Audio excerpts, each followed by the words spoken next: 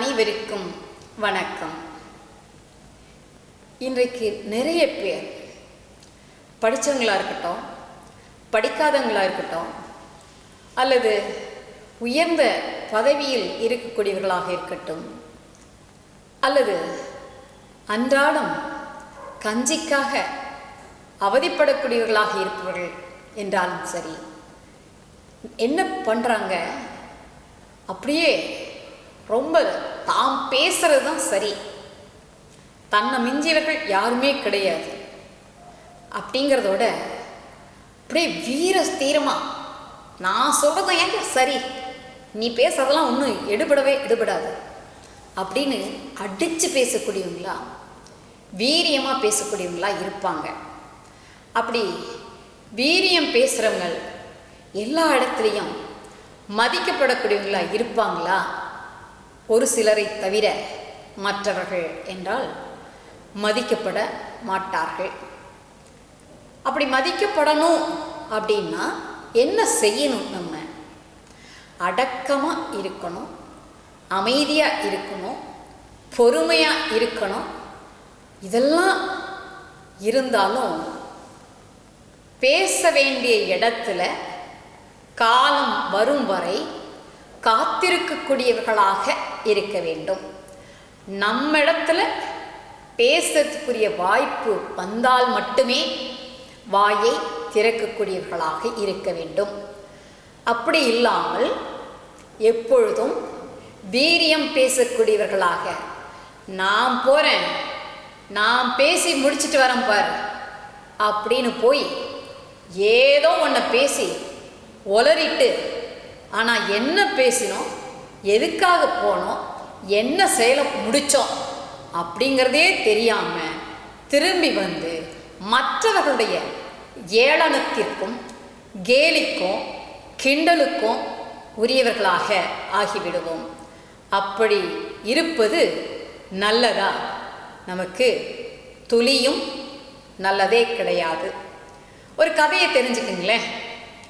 ஒரு சமயம் ஒரு குளத்திலே சின்ன எறும்பு, கட்டெரும்பு இருக்கேன், அது தத்தளித்து கொண்டிருந்தது. அப்படி தத்தளித்து கொண்டிருந்த பொழுது அங்கே பக்கத்தில், அந்த குளத்துக்கு பக்கத்தில் மரங்கள் நிறைய இருந்தது.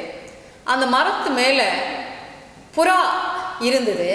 இந்த எறும்பு தண்ணீர்லேருந்து குளத்துலேருந்து மேலே வரத்துக்கு தெரியாமல் தத்தளிக்கிறத பார்த்து இலைகளை உதிர்த்து விட்டது. அந்த இலைகள் வந்து விழுந்ததும் எறும்பு என்ன செஞ்சது, அது மேலே ஏறி குளத்தின் கரைக்கு வந்து விட்டது. வந்த உடனே அது மகிழ்ச்சியாக தன்னுடைய வேலையை செய்ய ஆரம்பித்தது. அந்த நேரத்திலே அங்கே ஒரு வேடுவன் வந்தான். வேடன் என்ன செய்கிறான், புறாவை பார்க்குறான். பார்த்த உடனே தனது கூரிய அம்பால் அந்த புறாவை வீழ்த்த வேண்டும் என்பதற்காக அவன் தனது வில்லை எடுத்து அம்பை அதில் வைத்து அம்பை விட பார்க்கிறான். அந்த நேரத்தில் அந்த எறும்பு இருந்தது பார்த்தீங்களா, அது என்ன செய்தது, அவனுடைய காலை கடித்தது. அவ்வளோதான், காலை கட்டெரும்பு கடிச்சது.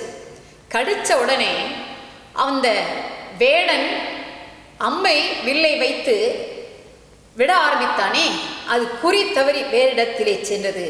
அந்த புறாவானது அங்கிருந்து தப்பியது.